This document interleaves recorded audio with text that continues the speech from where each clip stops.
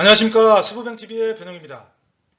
기업을 운영하시는 우리 중소기업 대표님들은 여러 가지에 대한 결정을 갖다 해야 될 때가 많을 겁니다. 또 고민도 많을 거고요. 오늘은 그런 고민 중에서 제가 여러 번 언급을 갖다 하긴 했지만 회사에서 잉여금이 쌓였을 때 이 부분을 처리가 안 된 부분을 미처분 이익잉여금이라고 합니다. 5가지 잉여금 처리 정리 방안에 대한 부분, 그리고 그거에 대한 최근 경험했던 사례에 대한 부분을 같이 공유하는 시간을 갖도록 하겠습니다. 한번 들어볼까요?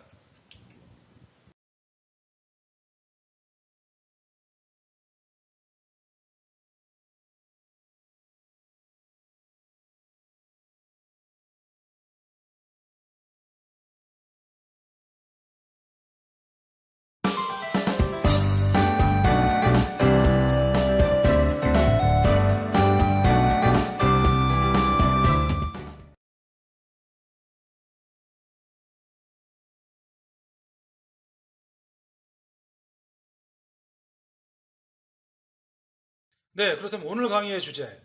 첫 번째, 기업을 갖다 운영하시는 대표님들 입장에서는 기업 운영 시에 어떤 부분에 대한 수위 조절이 필요하고 어떤 부분은 필요 없는지 이런 부분에 대해서 한번 말씀을 갖다 드리는 시간을 갖도록 할 거고요.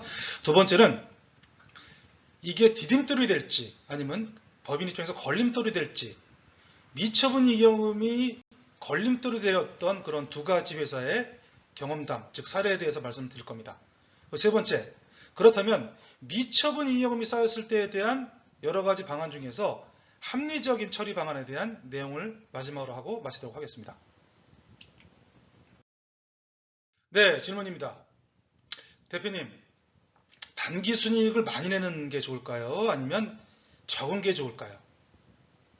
참 바보 같은 질문이긴 한데요. 이 질문을 한번 드립니다. 법인 입장에서 일정 조건에 맞았을 때 그 회사의 미처분 이익잉여금에 대한 관리를 갖다가 안 하게 되면 뭐뭐뭐뭐이다. 네, 이거에 대한 답은 폐가 망신이다 라는 말씀을 드립니다. 네, 기업을 갖다 운영하다 보면 너무 과도해서 문제가 발생하는 상황들이 있습니다. 예를 들어서 부채 비율이 과도하면 신용 등급이 하락하면서 기업의 건전성을 의심받아서 영업활동 및 자금 조달 등의 어려움을 겪습니다. 이로 인해서 정부 지원도 이런 부분 때문에 제한을 받는 등 장기적으로 정상적인 기업 활동을 힘들게 하는 부분이 부채 비율에 대한 부분이고요. 그 반대로 이익잉여금이 과도해도 기업의 부담을 가중을 시킵니다. 특히 미처분 이익잉여금은 기업의 여러 가지 위험을 갖다 발생시키는데 미처분 이익잉여금은 전기 2월 잉여금과 단기에 발생한 순이익으로서 각 항목으로 처분되지 않은 이익잉여금을 미처분 이익잉여금이라고 합니다. 즉 급여, 어떤 상여 또는 배당 등으로 진행하지 않아서 기업에 유보되어 있는 그런 금액이라고 생각을 하면 됩니다.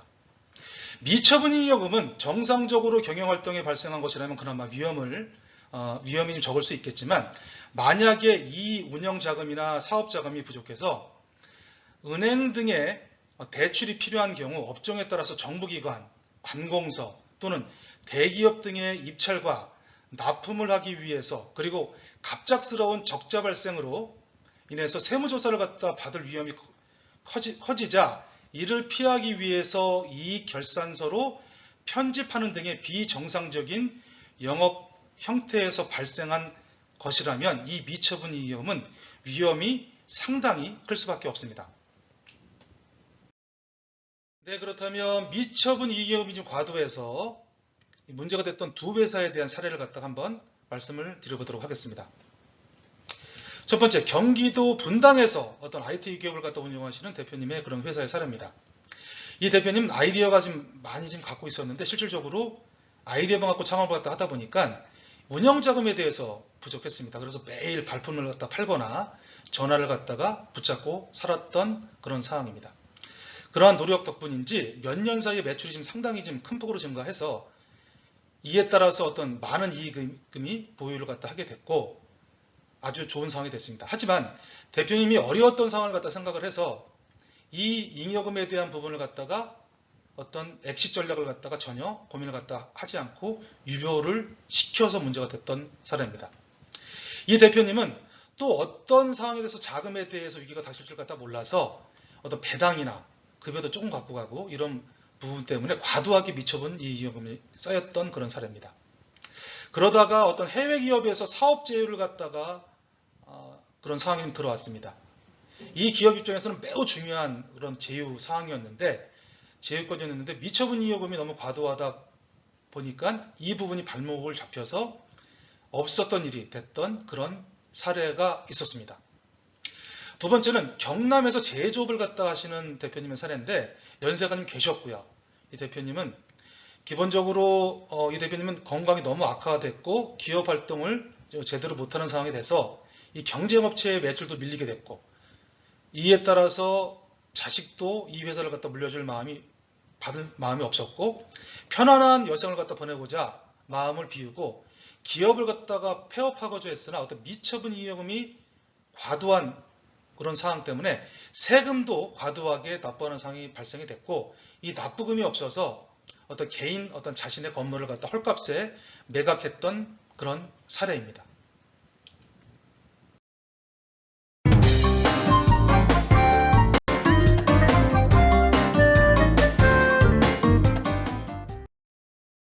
이 미처분 이용금이 많았을 때는 기본적으로 기업에 여러 가지 어려움을 갖다 겪게 되는데요. 이처럼 미처분 이용금은 기업 활동에 있어서 많은 어려움을 주고 있습니다. 하지만 미처분 이용 자체가 현금이나 어떤 현금성 자산으로 보유하고 있다면 그나마 좀 난데요. 이런 거 이외에 어떤 시설 투자, 그리고 재고 자산, 매출 채권 등으로 어떤 형태로 녹아 들어가고 있기 때문에 대부분의 대표들은 자신의 기업에 미처분 이용금이 누적되어 있다는 사실을 미처 인지하지 못하는 경우가 많습니다. 과도한 미처분 이익이익금은 기업의 순자산 가치를 갖다 상승시킵니다. 그래서 그 회사의 비상장 주식 가치를 높입니다. 만일에 이런 비상장 주식 가치가 높아진 시기에 회사에 대한 가업 승계 또는 상속 등에 대한 지분이 이동하게 되는 상황이 된다면 과도한 상속세 및 증여세를 발생시키게 됩니다. 특히 비정상적으로 발생한 미처분 이익금은 이런 경우에 따라서는 회계상에만 잡혀 있고 이런 부분 때문에 납부할 세금 제한을 만드는 것이 쉽지 않는 경우가 상당히 많습니다. 앞전의 경우처럼 그나마 대표가 부동산이라 갖고 있었으면 매각이라도 할 수 있지만 부실자산 기업의 비상장 주식을 어느 누가 살라고 하겠습니까? 즉 이런 상황이 됐을 때 가업승계는 진행도 못하게 되고 자칫 오랜 기간 동안에 일구어온 기업이 하루아침에 폐업이 되는 상황을 맞이할 수도 있습니다. 그럼에도 기업의 미처분 이익금은 기업 청산 시 또한 주주의 어떤 배당으로 간주돼서 또 다른 세금에 대한 부담을 갖다 안게 되고 건강보험료까지 같이 올라가는 부분으로 인해서 부담이 가중되기도 합니다. 결과적으로 보면은 과도한 미처분 이익금은 법인세 증가는 물론 상속증여 시에 부담으로 가업승계를 갖다 못하게 만들 수도 있고 부실자산으로 인해서 기업 인수 합병의 상황이 된다면 이런 차질을 갖다 가져오게 될 수도 있습니다. 또한 기업 평가 시에 악영향을 갖다 끼침으로써 입찰 문제에 대해서 문제를 갖다 일으킬 수가 있고 경우에 따라서는 횡령 혐의 등에 이어지는 위험을 갖다 가지고 있는 그런 경험도 받게 될 수도 있습니다. 따라서 기업 대표들은 미처분 이익금이 가지고 있는 위험들을 갖다 빨리 인지를 갖다 하고 인식을 해서 빠른 시일 내에 적절하게 조절 관리가 필요하다는 결론입니다. 그렇다면 마지막으로 미처분 이익금에 대해서 어떻게 정리를 갖다 하면 좋을지에 대한 내용을 끝으로 하고 마치도록 하겠습니다. 미처분 이익금을 갖다 정리하려면 먼저 비용을 갖다가 활용할 수 있는 부분인데요. 법인 입장에서 비용이라고 하면 여러 가지가 있겠지만 이는 특히 이런 전제로 갖다가 하는 부분이 중요합니다. 자금 출처에 대한 부분, 그리고 소명, 그리고 적법한 절차에 의해서 진행을 갖다 해야 된다는 게 가장 첫 번째 조건이고요. 즉 미처분 이익금은 기업이 현금이 있는 경우, 그리고 현금이 부족한 경우에 나눠서 선택할 수 있는 부분이 있는데 현금이 있을 경우 같은 경우는 대표 유세 급여 인상, 그리고 성과급 지급, 그 배당 등을 갖다 진행을 해서 정리할 수가 있는데 이런 부분가 가장 일반적인 부분입니다. 그 외에 어떤 실효세율이 적게 하면서 이익금을 갖다가 엑시트, 출구할 수 있는 그런 전략이 있는데, 이런 부분에 대해서는 제가 2장에서는 말씀을 갖다 못 드리고 직접 상담 시에 말씀을 드릴 수가 있다는 말씀을 갖다 드리고요. 기본적으로 현금에 대한 부분이 있을 수도 있고 없는 상황이 됐을 때는 기본적으로 이런 방법을 갖다가 쓰는 경우도 나쁘지 않습니다. 즉, 기업이 현금이 없는 경우 미처분 이익금을 갖다가 자본금으로 편입을 갖다 합니다. 그래서 그만큼 자본금으로 편입한 금액만큼 새롭게 주식을 갖다 발행을 갖다 해서 배당을 갖다 하는 방법이 있습니다. 이처럼 주식 배당을 갖다 활용하게 되면은 이런 부분에 있어서 해결하게 되면은 어떤 기업에 재투자할 수 있는 긍정적인 어떤 기업 이미지로 인해서 자본금 증가와 그리고 주가 상승에까지도 기대할 수 있는 그런 부분이 될 수 있습니다. 하지만 이런 모든 절차에 있어서 가장 중요한 부분은 합법적인 절차에 의해서 정리하는 것입니다. 세법은 매년 개정이 되고 있습니다. 이 과세당국에서는 치밀한 어떤 추징 시스템으로 이런 걸 통해서 기업의 세금 절감 방법을 갖다 파악하고 있기 때문에 이에 어떤 전문가들의 역할이 그만큼 큰 부분이 아닐까라는 생각이 듭니다. 즉, 이런 기업이 가진 다른 어떤 상법상 그리고 어떤 세법상의 문제를 갖다 고려해서 정리계획을 세우고 더더욱 이런 부분을 갖다가 소명응대까지 이런 부분을 갖다 준비한다면 특히 문제가 안 될 거라고 생각이 듭니다.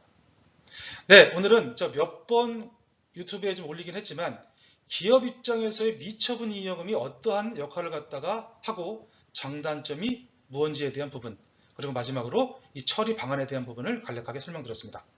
좋은 하루 되시고요. 다음에 더 좋은 영상으로 찾아뵙도록 하겠습니다. 감사합니다.